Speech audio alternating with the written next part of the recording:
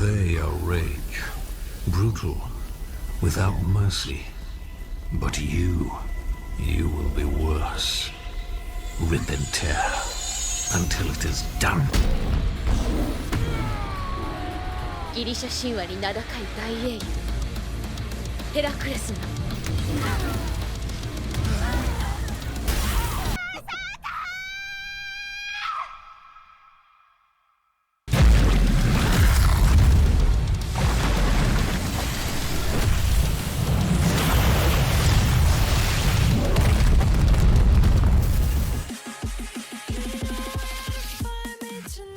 Want to be the ultimate unkillable beast?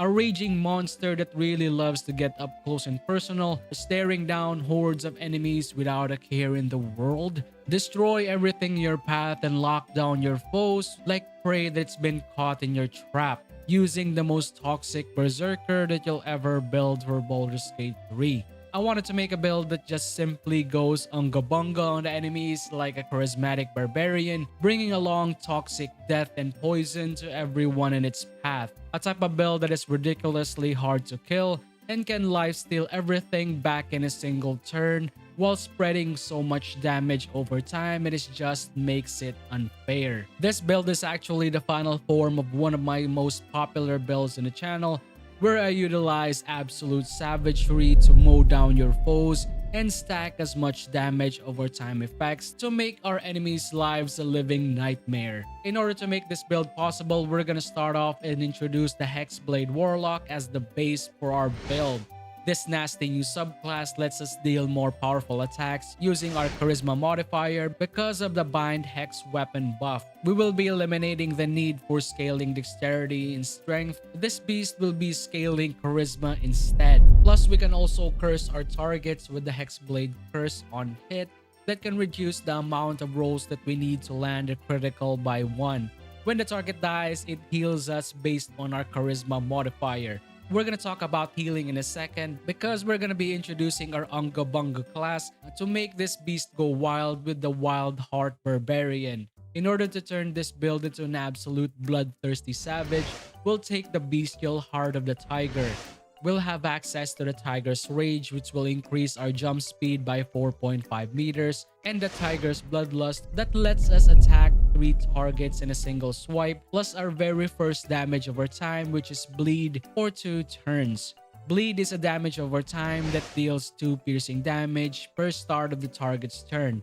Pair this up with the Wolverine aspect of the beast that will maim any targets that you hit that has bleed and poison debuff. This is really good to prevent your targets from running away from you even if they want to. Maim is a debuff that reduces the move speed to 0 and provide disadvantage saving throws to your targets.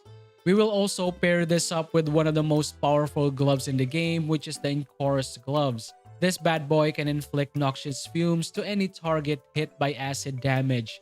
Noxious fumes is an AoE damage over time that deals continuous acid damage to any creatures in its area. Creatures that are hit by the noxious fumes needs to do a dexterity saving throw or get damaged by acid. Unfortunately, when they get maimed, they'll also get disadvantage of dexterity saving throws, so most likely it is a guaranteed hit, which makes it a really fun synergy. You can easily give your weapons acid damage using the caustic band in order to trigger the noxious fumes. What's really fun about this is that the noxious fumes is not only limited by 1 target. All of your enemies that are hit can also get the noxious fumes. Just imagine 3 to 4 enemies close together getting continuous acid damage from all sources of the noxious fumes, which makes this combo one of the reasons why this build is really nasty. Everyone just gets so much acid tick damage. To push this build into insane status, we're gonna introduce the new subclass, the Swarmkeeper Ranger. This really cool subclass has utility abilities that is perfect for a monster, like the Flurry of the Moths, which will let us choose 3 perks from the swarm, like dealing additional psychic damage on hit, the really useful Blinding Swarm that can blind your targets, which is really good for bosses, and teleportation up to 5 meters for free. Now the only thing to do is how to make this build unkillable.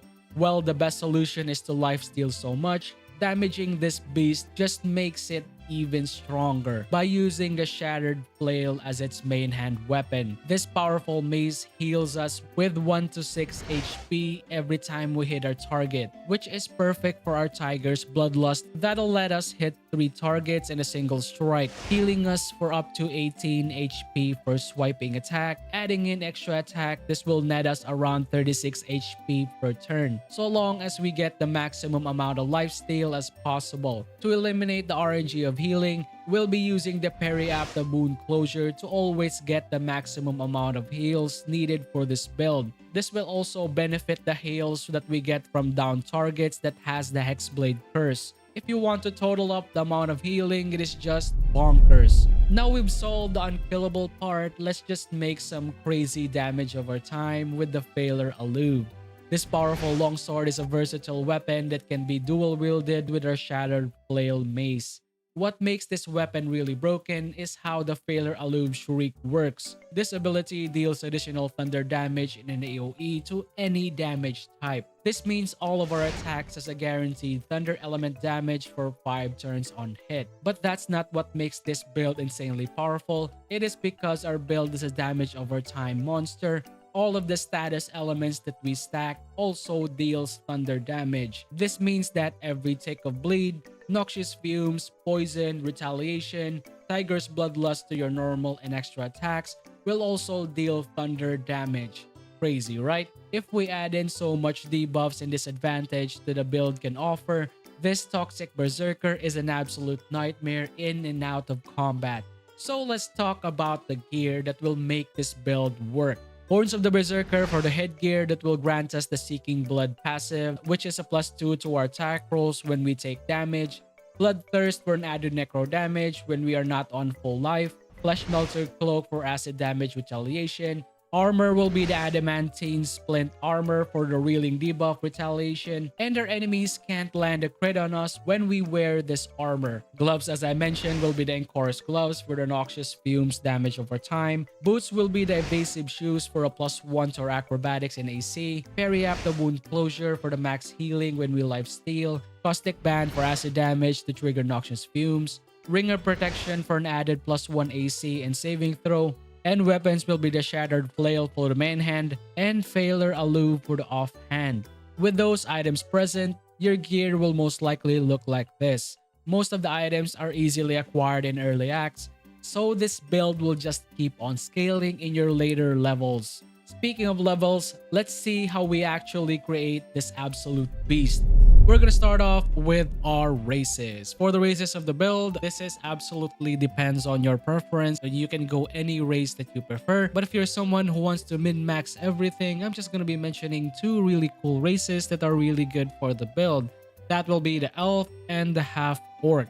Starting with the Elf, we will just grab the sub-race feature, which is the Wood Elf. This will increase our move speed by 1.5 meters. For the other one, which is the Half-Orc, we land a critical hit with a melee attack. We can deal additional dice of weapon damage. For the starting classes, we'll grab the Warlock. The reason for this is that level 1 to level 2 is the easiest level that we'll get, so that we can just finish off and grab the Hexblade Warlock subclass. This will give us the binded weapon that will scale our weapon to charisma instead of strength and dexterity, as well as giving us the Hexblade curse. Once we hit our enemies with this weapon, we can trigger this curse that will decrease the number of rolls that we need to land a critical hit by 1. For the spells, grab Shield. This will increase our AC by 5. Abilities will most likely look like this. We'll be prioritizing Charisma, Constitution, Dexterity, and Strength for the final stat. Charisma is very important because we'll be scaling our weapon damage with this stat while we progress through our levels. Constitution will be our stamina and physical endurance. This also increase our hit points to as much as we can. Dexterity is for AC. Strength doesn't actually matter for the build, but it can also be useful for your carry weight and your jump distances. Jumping into progression at level 2, we will start in grabbing our first multi-class of the build with the Barbarian. We will have access to the Rage, as well as some other additional Rage charges until long rest and an armored defense. Level 3 of the Barbarian, we will just be focusing on this class, especially on the early levels, to get our really nice subclass feature that is following for the build. We'll also be unlocking the Reckless Attack. This will provide us with advantages whenever we attack our targets. Level 3 of the Barbarian, we will now unlock our second multi-class of the build with the Wild Heart Barbarian. This will give us the Bestial Heart. Then we will just focus on the Tiger Heart for this build. Level 4, just continuing in the Barbarian, unlocking our very first feat of the build. We will just take dual wielding as quickly as possible. This will let us wield 2 weapons that are not light and increase our AC by 1 whenever we wield melee weapons on each hand. Level 5, the Barbarian, still following this class, we just unlock our class feature, which is our extra attack, as well as our fast movement that will further increase our move speed by 3 meters when we are not wearing any armor. Still sticking on this class, we get another rage charge and our animal aspect that is very important for the build. For this build is the aspect of the Wolverine. Whenever we attack enemies that are bleeding or poisoned, the target is maimed for 1 turn. For the level 7, it will just grab this level right here because this is a really nice class feature, the Feral Instinct. This will provide us with additional initiative by 3 and we can't be surprised. Specking into the final multi-class of the build, which will be the brand new Ranger subclass that will be really nice for our Toxic Barbarian. For starters, our Natural Explorer will be taking this poison because a lot of poison damage will be exerted by this build. For the other one is the Ranger Knight. This will provide us with proficiency in history and armor proficiencies in heavy armors. Level 2 of our Ranger, which is level 10 of our character, we will now select our fighting style, and as for this build, we will just grab defense. We will be increasing our AC by 1. As for the spells, you can grab any transmutation spell that you prefer. I would love to have Enhanced Sleep as well as Long Strider for this build. Ranger level 3 and our character level 11. Now we unlock our very final subclass feature, which is the brand new Swarmkeeper. We will also have access to the Gathered Swarm as well as a few spells such as Fairy Fire and a cantrip, which is the Mage Hand. But the really cool thing here is the Gathered Swarm, particularly the Fury of the Moth. Finally, level 12 and level 4 of our Ranger, we will just round out a few feats that we have for the build. That will be ability improvement. We'll just spec into Charisma as much as possible. If you guys have the hair for Anti-Ethel, your Charisma will now be up to 20. For the purpose of this build, we will just leave it to 19. Here we are in our live combat simulation to show you guys how powerful the build is and to see how practically powerful and unkillable this monster can be. For this setup is I usually do it with the Drake Throat Glaive, add some more powerful elemental buffs to that weapon. So particularly for our weapon, which is the Shattered Flail, we'll just drop it with this item like this. And after that is use the Draconic Elemental Weapon. For this video, we'll just take any elemental that you prefer. But for me, I'll just go with Lightning. So as you see, we now have an elemental weapon ready for our use. To really make the Berserker a freaking monster, we can use a really nice potion, which is the Elixir of Bloodlust. We will gain 5 temporary hit points and additional action whenever we kill a target. Right after that is don't forget to bind your weapon so that we can scale it to our Charisma. Soon after it is, we'll just follow up with equipping our dual wielding Failure Alluve in our offhand. Soon after that is we can follow up with the Serpent Fang Toxin that will give us poison damage.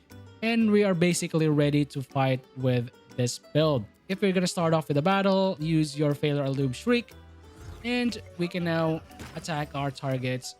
Now we're just gonna start a battle. If you notice, is we just land a hit and we just proc our Ranger abilities, which is the Swarmkeeper. We can use our Moth attack to deal 1 to 6 psychic damage, blind the target, or maybe teleport to a new location. For the start of the battle, I'll just blind this target right here, and we just blind that boss. See? We can now use shield, and I'll not be using that. Soon after is we can just run into the boss, and if we can, so we just move it along. Have the Shriek ready, and we can end our turn there. For this turn is we'll be using shield to increase our AC by 5 to prevent enemies from attacking us.